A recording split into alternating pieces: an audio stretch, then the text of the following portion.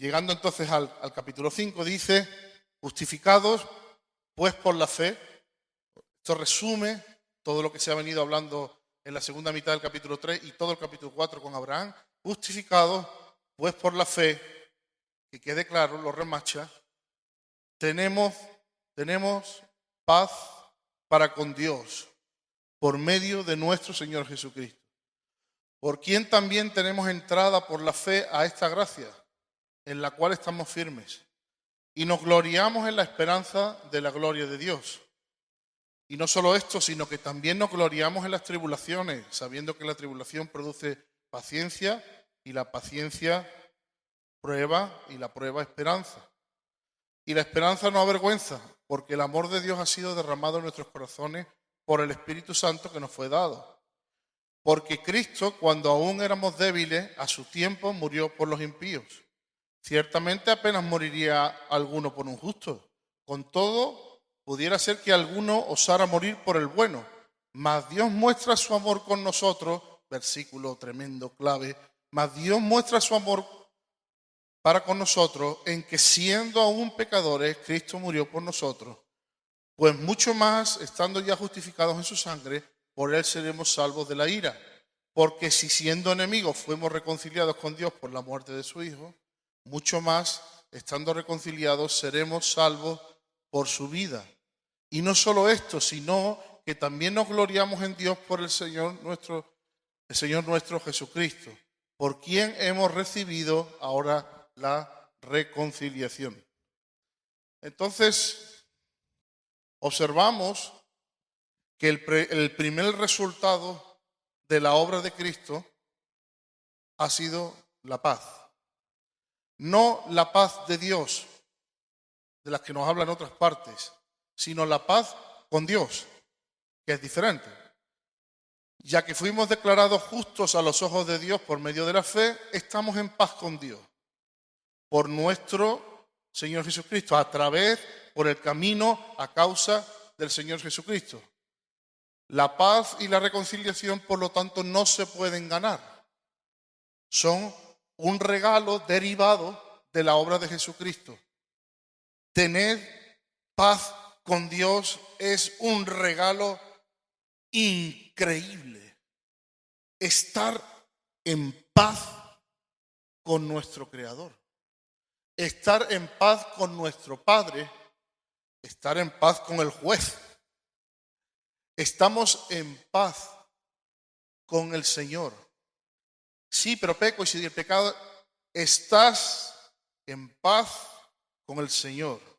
Si has creído en Dios, en Jesucristo, en su obra, te has arrepentido y te has aferrado por la fe a su gracia y has sido justificado, estás en paz con Dios. ¿Qué es lo que permite la justificación? La obra de nuestro Señor Jesucristo. ¿Qué es lo que nos da como resultado esta paz? La obra de nuestro Señor Jesucristo. Por la fe accedemos a la ley de la gracia. Segundo beneficio, la gracia. Dice que tenemos entrada por la fe a esta gracia en la cual estamos firmes. Hemos hablado de que la fe es el medio, la gracia es el ámbito. O sea, la gracia, que es el favor de Dios, que Dios esté de nuestra parte, es algo a lo cual accedemos por la gracia. Por la fe, perdón. Esa gracia, ese favor de Dios, accedemos por la fe. Por la obra del Señor Jesucristo tenemos acceso a la gracia. O sea, por la obra del Señor Jesucristo tenemos acceso a un Dios que nos es favorable. Hermano, no pienses en ti, no pienses en mí. Como pienses en ti, te viene abajo. Si piensas en mí, ya ni hablemos. Piensa en la obra de Cristo. Pero yo, ¿cómo voy a pues si yo soy que no te estás enfocando bien? Piensa en la obra de Cristo. Por eso tienes paz. No importa lo malo que seas o lo bueno que llegues a ser. Por eso tienes favor de Dios y gracia de Dios. Eso fue lo que entendió la prostituta y no entendió el fariseo. Que tenemos acceso al favor de Dios a través de la fe, la gracia. Y además el apóstol Pablo dice, en lo cual estamos firmes. porque hay que mantenerse firme en esa convicción. Dios está por mí, no en mi contra. Sí, pero si pesca esta disciplina, como un buen padre, todavía está por mí, no en mi contra. Dios no es mi enemigo, yo no soy enemigo de Dios. Tengo paz y tengo acceso a su favor. Su favor se traducirá en lo que más me conviene, lo que más me hace falta, no lo que yo quiero, pero es su favor. Así que, segundo beneficio, acceso a la gracia. Nada de esto sería posible sin el sacrificio sustitutivo y propiciatorio de Cristo, el precio por nuestra redención. Acuérdate, hermano, Dios te perdona porque no perdonó a Cristo. Bien, seguimos. En esta gracia estamos firmes y nos alegramos por tener esperanza. Beneficio número 3. Tenemos esperanza en participar o tener parte de la gloria de Dios. Nuestra esperanza es que nosotros somos y seremos por la segunda venida partícipes de su gloria. Esa es nuestra esperanza. Eso es lo que el Señor ha ganado para nosotros. El poder tener una convicción firme de que somos partícipes de su gloria y que Él completará su trabajo de gloria en nuestras vidas. Esperanza. Es cierto que hay recompensas por nuestra forma de caminar, pero la esperanza de la gloria de Dios es por fe en la obra de Cristo. Nuestra esperanza de llegar a casa es un resultado de la obra de Jesucristo. Si te portas bien tendrás una mansión, si te portas mal vete tú a saber, pero allí llegaremos por la esperanza que Cristo ha ganado para nosotros. También nos alegramos en medio de las tribulaciones por esta esperanza. A ver, ¿cómo es eso, Señor? Explícamelo.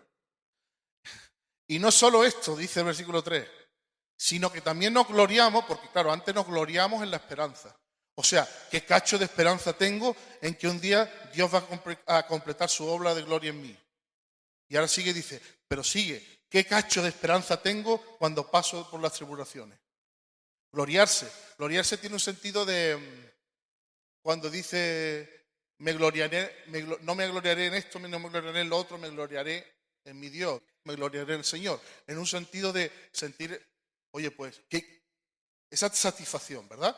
Y dice, oye, pues tengo satisfacción, pero no solamente en lo que espero. Tengo satisfacción en las pruebas. Dice, wow, ¿y cómo puedes tener satisfacción en las tribulaciones? Dice, sabiendo que la tribulación produce paciencia y la paciencia prueba y la prueba esperanza. Tengo esperanza en que tendré esperanza. A ver, ¿eso cómo es? Explícamelo.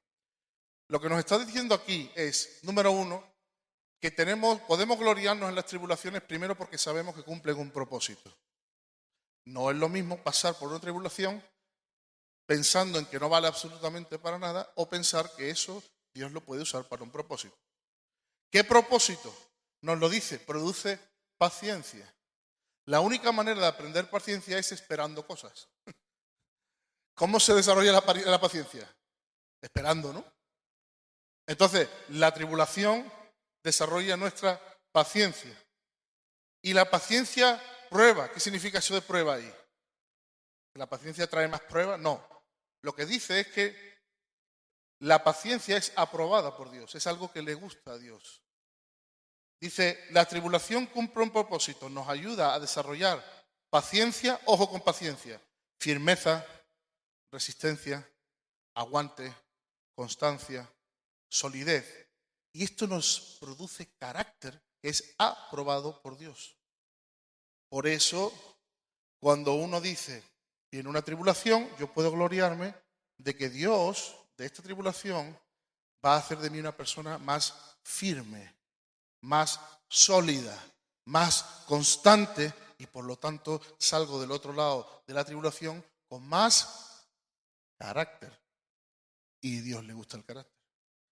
Y al tener más carácter y más madurez, mi esperanza se sube más. O sea, al final entro con una esperanza, paso la prueba, la tribulación, salgo más maduro y con una esperanza más elevada. No te lo voy a... Tribulación es tribulación. No te voy a poner... No te estoy... Es tribulación. Pero hay un propósito, hay un proceso, hay un destino y hay un avance en nuestra vida. Así que me glorío en lo que espero en el cielo, me glorío en lo que espero de la gloria de Dios, pero también me glorío que cuando paso tribulaciones me va a hacer más resistente, constante, sólido, me va a hacer crecer en carácter y madurez, y cuando salga voy a ser una persona todavía con más esperanza. Y lo sabéis, porque la mayoría lleváis muchos años en el Señor. Las personas más sólidas, no en sí mismos, pero me entendéis, ¿no? Que son más firmes, más maduras, son personas normalmente que han pasado tribulaciones en la vida. Hasta que no pasan la tribulación, y cuando pasa la tribulación, si se gestiona correctamente, dice, mira, ahora todavía tengo más esperanza en lo que Dios hará conmigo aquí o allí. Amén. Seguimos. Esta esperanza no avergüenza, dice. ¿Por qué no avergüenza? Porque sabemos quién está detrás de esa esperanza.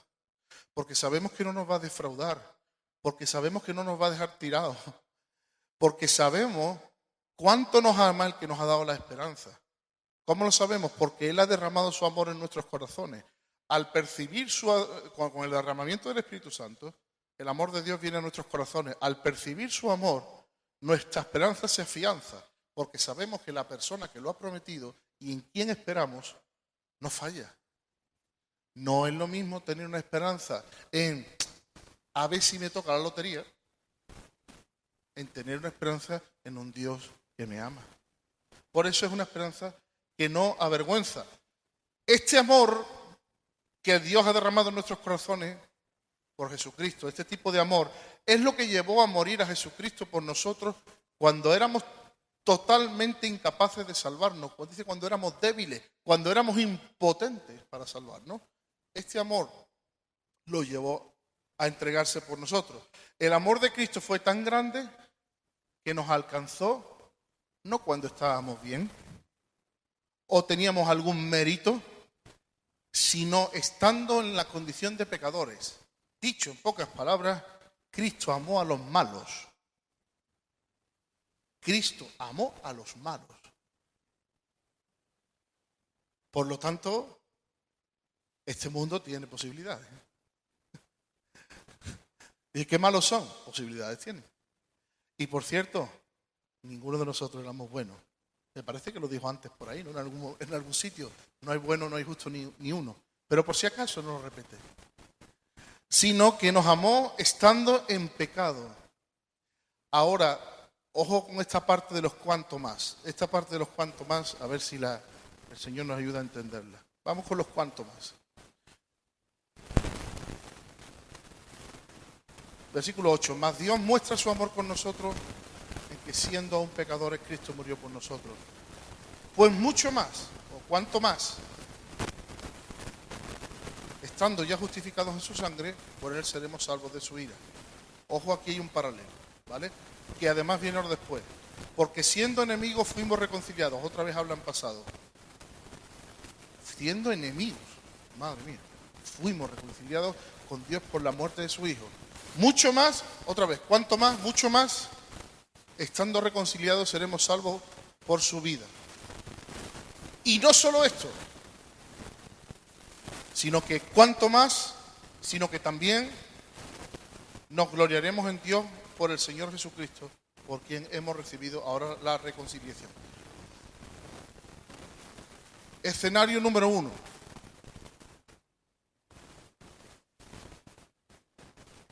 Cuando éramos pecadores, pasado, estado de pecado, sin mérito ninguno, estado de, pecadores.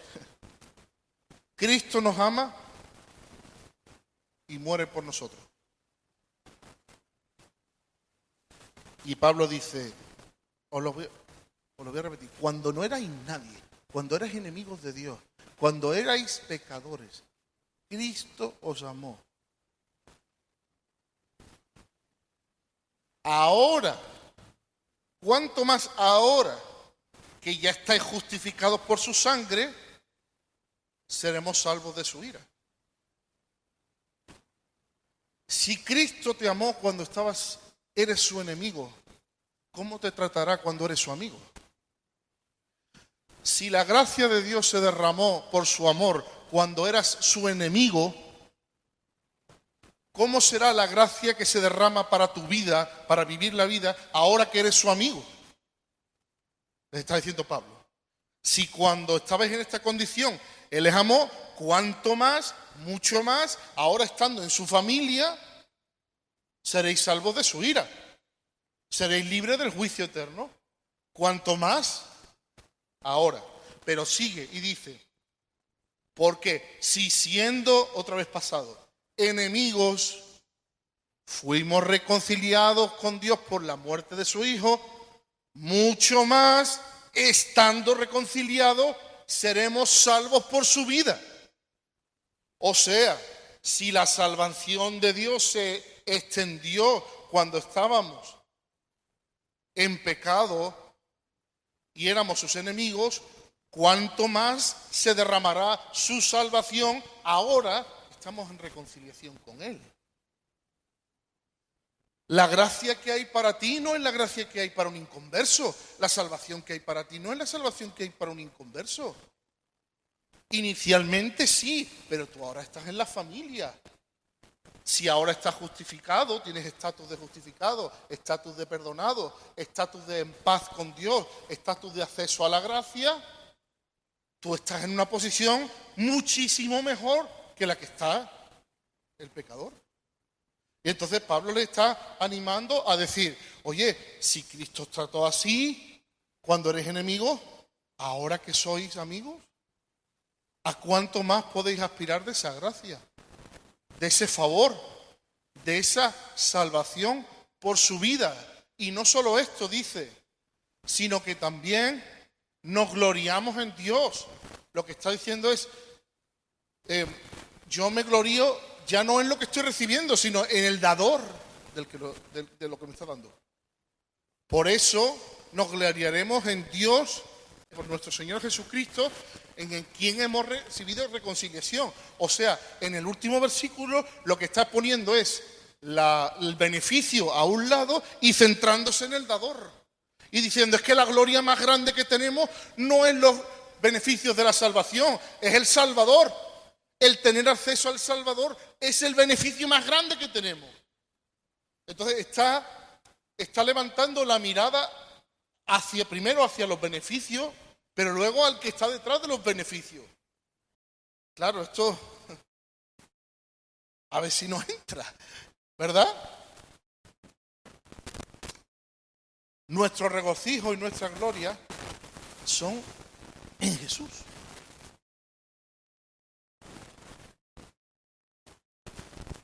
Siete bendiciones que emanan de la obra de Jesucristo.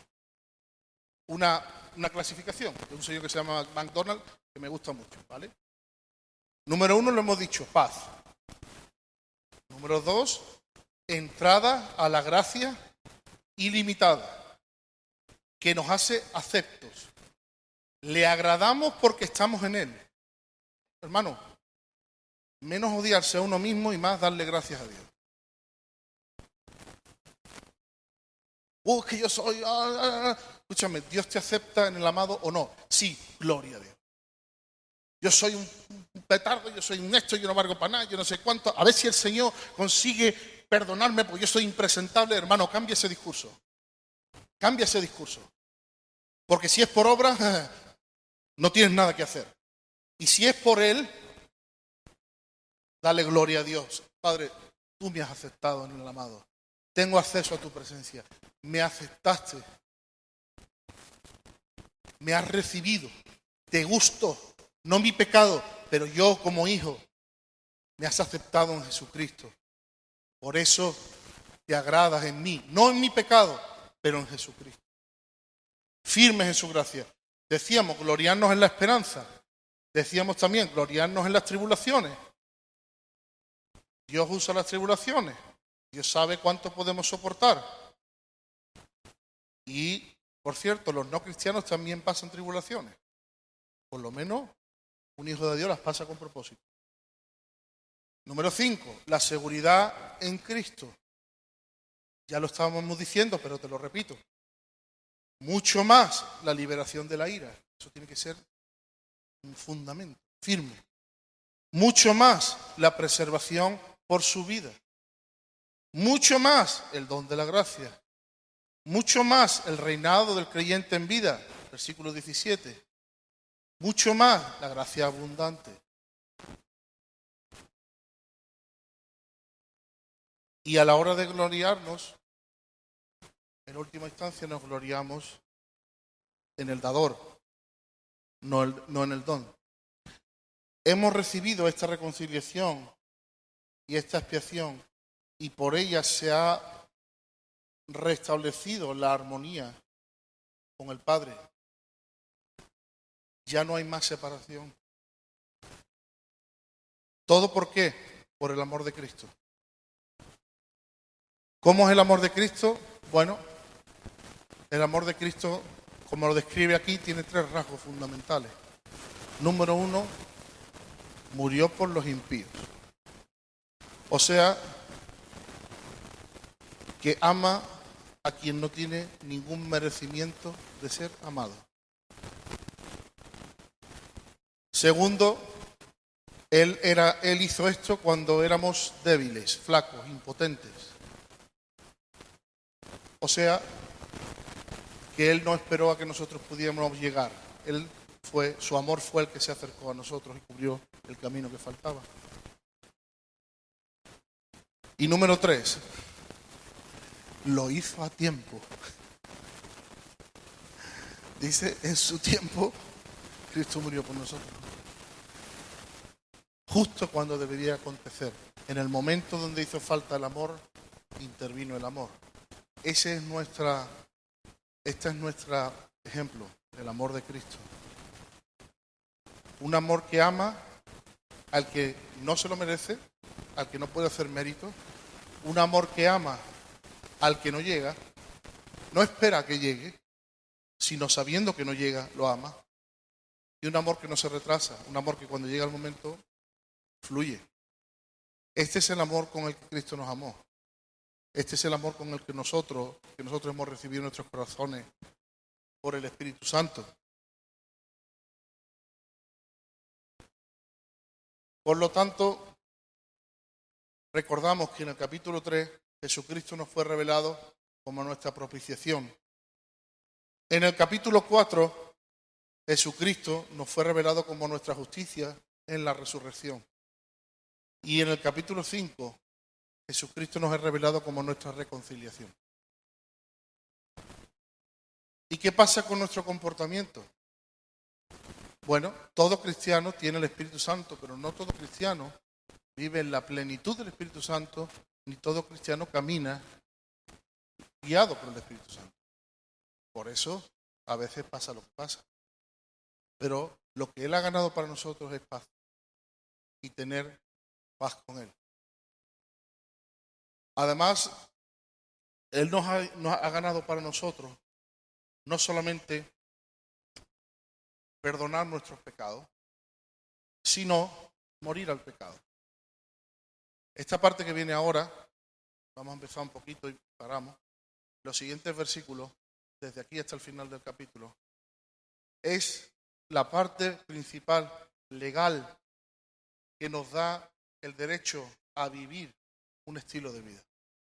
Si no entendemos esto, no podremos entender nada más. Dice el versículo 12, por lo tanto, como el pecado entró en el mundo por un hombre y por el pecado la muerte, así la muerte pasó a todos los hombres por cuanto todos pecaron. En esta siguiente parte veremos que empieza a hablar de los 2 hombres, el hombre Adán y el hombre Jesús. El hombre Adán lo plantea con un sentido federal de que representa a toda la humanidad. No solamente está hablando como hombre varón, aunque hay mucho ahí de lo que tirar, pero el contexto que está hablando aquí es del hombre que representa a la humanidad. Y luego Jesucristo representa nuevamente la humanidad. Entonces, para no seguir por aquí, lo paro aquí y recapitulo lo que hemos hablado, porque es sumamente importante para lo que viene ahora. Hemos dicho que el resultado de la obra de Cristo y la fe que tenemos en Cristo es, uno, paz para con Dios, reconciliación, estar en paz con Él. Número 2, tener acceso a la gracia, al favor de Dios ilimitado. Número 3, tener esperanza. Esperanza viva de lo que Dios ha hecho, de lo que va a hacer y lo que hará. Y también tener esperanza en medio de las tribulaciones. Porque la tribulación produce paciencia, firmeza, solidez, carácter, y de ahí sale una persona más madura que a la vez tiene más esperanza. Entonces el Señor ha conseguido que nuestra vida crezca en madurez. Lo siguiente que hemos hablado es que el amor de Dios tiene esas características de que se dio por nosotros cuando estábamos en pecado, en enemistad y cuando éramos impíos. Ese es el patrón del amor que Dios tiene por el impío. Un amor que ama al impío en las condiciones que está, un amor que no espera que el impío sea capaz porque él sabe que no es capaz, y un amor que no se retrasa, sino que llega en el momento adecuado. Y este es el amor de Dios que tenemos para todo el mundo. Pero además, el apóstol Pablo nos da un y mucho más, que es lo que tenemos que aferrar en esta tarde, y es que si el Señor ama y trata como trata al impío por la obra de Jesucristo, ¿cuánto más nosotros, que somos hijos, que hemos sido reconciliados, tendremos acceso a su paz, a su gracia y a su esperanza? ¿Y cómo será la salvación que Él tiene preparada para nosotros? Hay otra parte que dice que si Dios entregó a su Hijo por nosotros, ¿cómo no nos dará todas las cosas? Si Él dio a Jesús por nosotros, ¿qué nos va a negar? Y si, como Cristo dice, pedimos en su nombre al Padre, hasta ahora nunca habéis pedido al Padre, pero a partir de ahora pediréis al Padre en mi nombre, y Él lo dará. En su nombre, por su obra, ¿qué es lo que Él no nos dará? Siempre y cuando esté alineado con su carácter y con su voluntad. Esto es lo que Cristo ha ganado por nosotros. Acceso a la gracia ilimitada para vivir. No para ser salvo solamente, sino para vivir. Y te digo una cosa más y terminamos. Dice el versículo 17, y me adelanto un poco al jueves que viene, pero hay un punto que quiero rescatar ahora. Dice el versículo 17, pues si por la transgresión de uno solo reinó la muerte, mucho más reinará la vida por uno solo, Jesucristo. ¿Dice eso? No dice eso. Por eso he dicho el 17. Fijaros, lo que he dicho es lo siguiente. Si por la transgresión de uno reinó la muerte, por Jesucristo reinará la vida. Si la muerte reinó sobre nosotros por la transgresión, por Jesucristo reinará la vida sobre nosotros. No dice eso. Dice que si por la transgresión de uno solo reinó la muerte, mucho más reinarán en vida los que reciben la abundancia de la gracia y del don de justicia por Jesucristo. ¿Quién reina? Tú reinas. No, yo pensaba que antes reinaba el pecado y ahora reina Cristo. Entonces, ¿por qué pecas? Si reina Cristo, ¿no está reinando bien Cristo?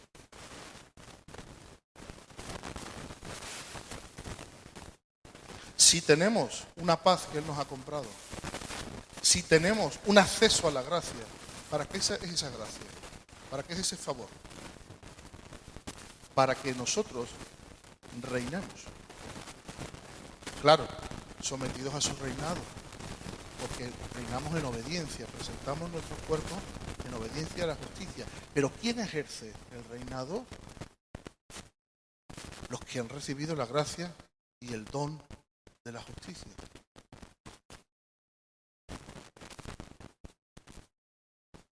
O sea, que todo lo que Cristo ha comprado para nosotros y esa gracia que Él ha derramado nos capacita a nosotros a poder reinar sobre nuestras propias vidas y reinar sobre el pecado, reinar sobre la carne. Él nos ha capacitado por su gracia, no para que Él reine en nuestra vida, sobre nuestra vida, no, para que nosotros, bajo su reinado, reinemos en la vida. Por eso, Él nos da el recurso, nos da el acceso a la gracia, y ahora nosotros, por la gracia, vivimos o no vivimos. Por eso encontramos que a veces hay gente que le saca mucho jugo a la gracia de Dios y a veces no le sacamos mucho jugo a la gracia de Dios. Vivimos más o menos vida. Dice, ¿cómo es posible? Porque ha entendido la persona los recursos que Cristo ha comprado para él en la cruz. Ha entendido que tiene paz, ha entendido que tiene esperanza, ha entendido que las pruebas son en su beneficio y ha entendido que tiene un acceso limitado a la gracia. Y cuando recibe esta gracia, el don de justicia, no solamente no reina sobre él el pecado, sino que él reina en la vida. Amén. Dale alguna vuelta esta semana, ve leyendo los siguientes versículos, pero acuérdate sobre todo, llévate esto, de que Él ha ganado nuestra paz y que estamos reconciliados en Él. Estamos de su lado.